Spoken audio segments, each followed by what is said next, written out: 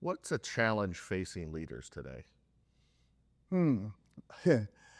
I think that our inability to be empathetic, I think uh, our own personal pride, I think that our thinking that title automatically makes us leader, and so we start leading from a place where we're not yet. And so I think that's a challenge that we have. That's Paducah City Commissioner and Pastor Raynarldo Henderson. On this week's Leadership Magnified, how empathy plays a role in his decision making and leadership, and why he says leadership is a calling. Here's my conversation. Welcome to Leadership Magnified, Commissioner Henderson. Thank you for being here. Thank you for inviting me. I want to just kind of jump in to your role as commissioner. So let's just get started. What is an initiative or a project the city has undertaken that you think is just really exceeding right now? Well, goes without saying, our Southside initiative, our Southside revitalization is just taking off and doing good and making some folks smile. So I'm excited about that. Yeah. And that's been a long time coming. I mean, I've been here almost 20 years, and it's always been, well, why isn't Southside getting the attention? What do you think finally just broke the floodgates open on that? I think that talking about it, I'm thinking that we just began looking at it and we began talking about it, and that's what made the difference. I'm not sure that prior to that it was ever really talked about, not in a form of commission, perhaps talked about sitting, having dinner or something like that, but to actually make it work, I think that's what got it.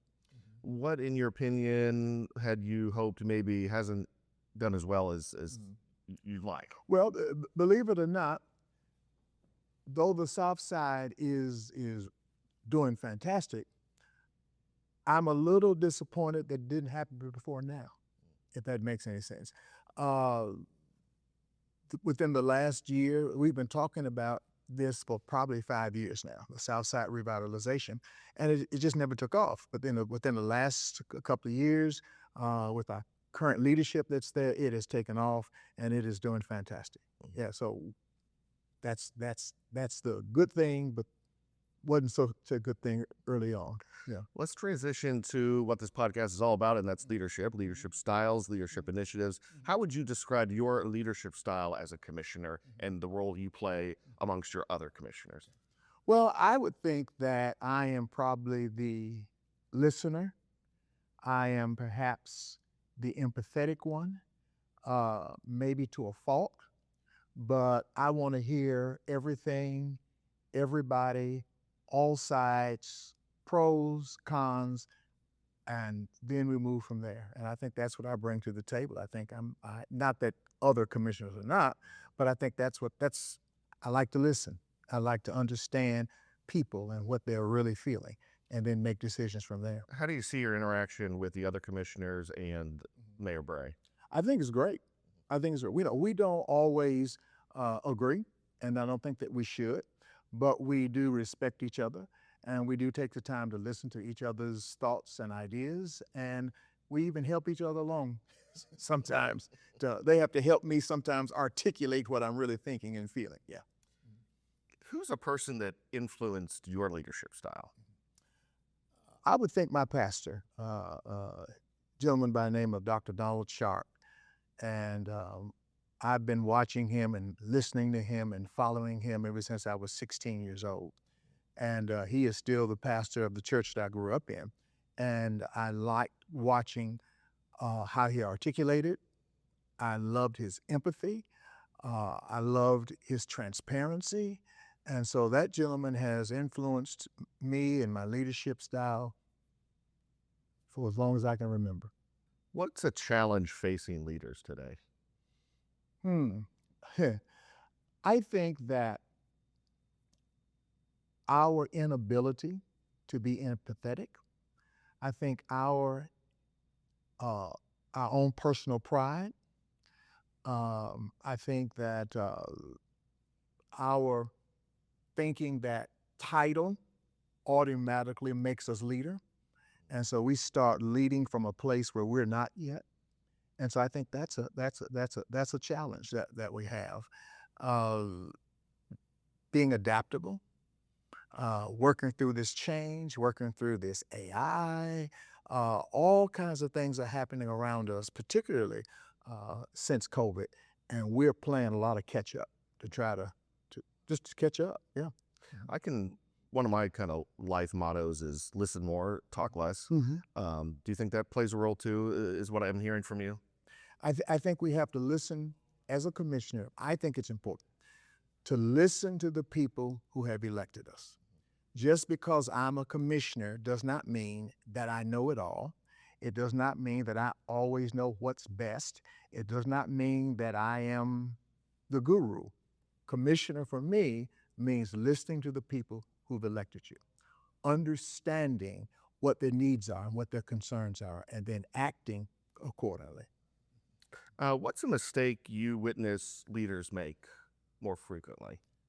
Um, it goes back to what I just said, this whole thinking that we are the leader or thinking we can drive the bus before we get the steering wheel in our hand. And so I think that becomes a problem because what we do then is we're dependent more on ourselves and what we think and how we feel, and we make decisions that are not necessarily the decisions that people want us to make. They're not necessarily decisions that are going to help the masses. And so we just kind of jump in there and think that I'm the commissioner now. So now I got it all. I know it all. I know what's best. And that's not always true. There's always a learning curve, no matter There's how old you are, no always matter how experienced you are. Yeah. Name a behavior or trait that you really celebrate in really good leaders. Behavior traits that I celebrate in good leaders. The ability, here it is. John Maxwell, talking about leadership. John Maxwell says that the person who is out there and turns around and has no one following him is only taking a good walk. Okay, he's not leading anybody. And so I think that that's important to make sure that you're walking ahead, not even walking ahead, but that you're walking with people, that you're listening to people, that you're understanding people, and you're walking together to what I think would be a great destination. And I think John Maxwell also says that uh, destination doesn't come overnight, but direction does. Mm. Okay, so it's going to take me a minute to get to where I need to get to, but it's not going to take a whole lot of energy or resource for me to change my direction and to begin to listen and talk and walk. I like that. Mhm. What is something maybe you do behind the scenes as a leader and a commissioner that the public just wouldn't know helps get it past Well, the line? if I tell you, then of course they'll know, right? So one of the things that I have done from day one, we often get we get texts, we get emails. There are things that are wrong that people want to, don't like this, don't like that decision, whatever it is. But if they leave me their address and or phone number, I take it upon myself to reach out to every last one of them. Mm. I'll call them on the phone. This is Commissioner Henderson. Got your letter. Can you help me understand a little bit more what's going on? And I have actually gotten in my car and driven to people's homes, knocked on the door, and said, "Hey, look, I got your letter. Can you help me understand it?" And most people don't know that. Nobody knows that because it's the first time I've said it, I guess. To do that, though, one has to be humble. That's tough Yeah. in today's world. Yeah, I have to every day. I have to embrace humility. I have to clothe myself with humility because I happen to think that I am a pretty smart guy. I think I articulate pretty well, and so to back up sometimes, and again to go back and to listen to understand. I think that's a familiar phrase these days, not listen to talk, but listen to understand what people are saying does take some humility, and I'm still a work in progress. I'd like to think we're all still a work in progress, right? Mhm. You touched on this a little bit. Explain how ever-evolving technology applies to your leadership, your goal setting, the city's initiatives. How does that apply? It applies in every area, in every way. Let me tell you something. I will never tell you that I understand it all about technology, AI, or anything. Emails, text messages, because the reality is I don't. I don't understand everything that's going on, but I try to be adaptable. I try to be flexible. And I think that if we're going to make the kind of impact that we need to make as commissioners, if we're going to grow the way we need to grow as individuals, we are going to have to embrace this whole new technology, this whole new AI. Even now, I'm looking. I'll go to my email and say, "Well, I saw the email just a second ago. Where is it?" So so sometimes I get emails that I know I'm going to need again. I'll just screenshot it so I can just go back to it. So yeah, we're going to have to be adaptable, and we're going to have to embrace it, and we're going to have to be comfortable with being uncomfortable with this whole new technology.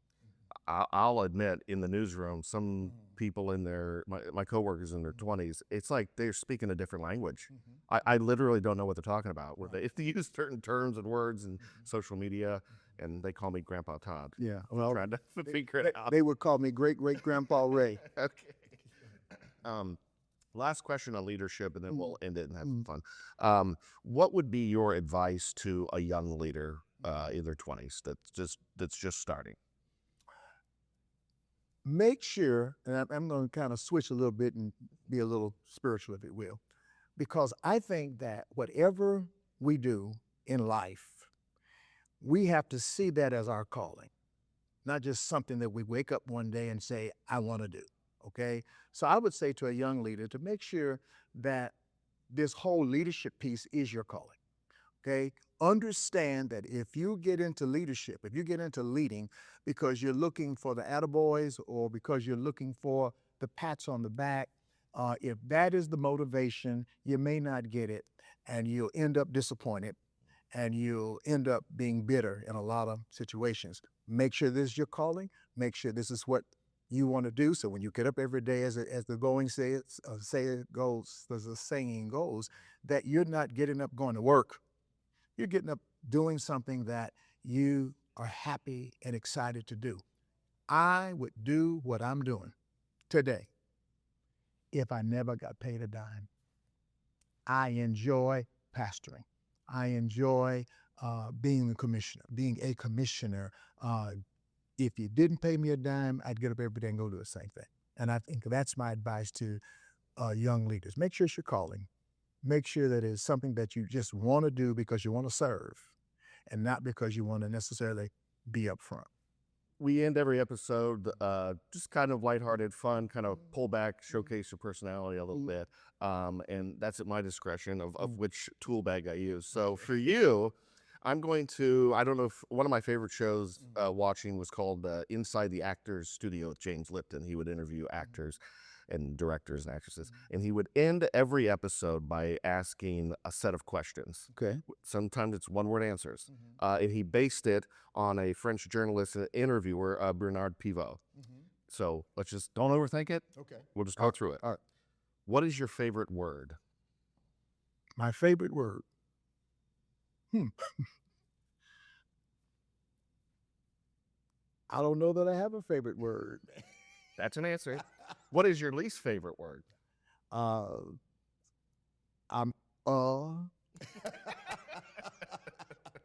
What turns you on creatively, spiritually, or emotionally? Just the opportunity to sit back and relax and have nothing to do. What turns you off? Sometimes people who don't want to be accountable, people who want everything but not willing to give anything to get what they want. What sound or noise do you love? Believe it or not, I love all sounds. I love all noises. I have gadgets and things in my office and at home that make noise. Everybody else comes, I can't believe it, you will hear that. But I have a clock every hour that chimes, and then it plays music. I love that kind of stuff. I just love noise. What sound or noise do you hate? There's not a sound or noise that I don't hate. I love it. What profession other than your own would you like to attempt? Believe it or not, I used to want to be a mortician. that's what I would do in my next life. What profession would you not like to do? And maybe an engineer, because my mind just doesn't even work that way. And lastly, if heaven exists, what would you like to hear God say when you arrive at the pearly gates? Well, heaven does exist, and I want to hear him say, "Well done, thou good and faithful servant. You've been faithful over a few things." And I'll come on up a little higher, and I'll make you rule over much. All right, Brother Ray, thank you. Thank you. All right, Appreciate you, man. that's a wrap. Next week on Leadership Magnified, Mayor Pro Tem Paducah Commissioner Sandra Wilson, who also serves as President and CEO of the Paducah Area Chamber of Commerce. We have a really good conversation you'll want to hear. Please join me. Stay safe, friends.